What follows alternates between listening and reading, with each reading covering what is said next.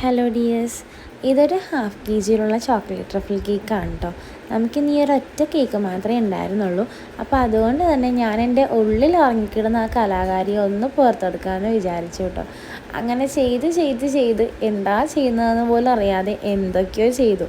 ഒരു വള്ളി വരച്ചാൽ അതിൻ്റെ കൂടെ ഇല വരണമല്ലോ, പിന്നെ അതിൻ്റെ കൂടെ കുറച്ച് പൂവും ഉണ്ടാവും. അപ്പോൾ ആ സ്റ്റൈലിൽ തന്നെ സെയിം അങ്ങോട്ട് ചെയ്തു പോയിട്ടോ.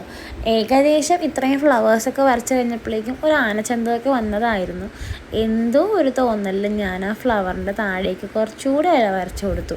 പോയി, അതിൻ്റെ ലുക്ക് കംപ്ലീറ്റ് കയ്യിൽ നിന്ന് പോയി. പിന്നെ പോയ ലുക്ക് തിരികെ പിടിക്കാൻ വേണ്ടിയിട്ട് കുറച്ച് ഫ്ലവേഴ്സ് കൂടി പിന്നെയും വരച്ചു കൊടുത്തു. ഇനി അധികം പണിതാൽ കയ്യിൽ നിന്ന് പോകുമെന്ന് മനസ്സിലായത് കൊണ്ടിട്ട് നേരെ നെയിം എഴുതിയിട്ടതാ കേക്കിൻ്റെ ലുക്ക് ഇങ്ങനെ അങ്ങോട്ട് ഫിനിഷ് ചെയ്തു. ചിലപ്പോൾ അങ്ങനെയാണ് കേട്ടോ, നമ്മൾ വിചാരിക്കുന്നത് പോലെയൊന്നും ആയിരിക്കത്തില്ല നടക്കുന്നത്.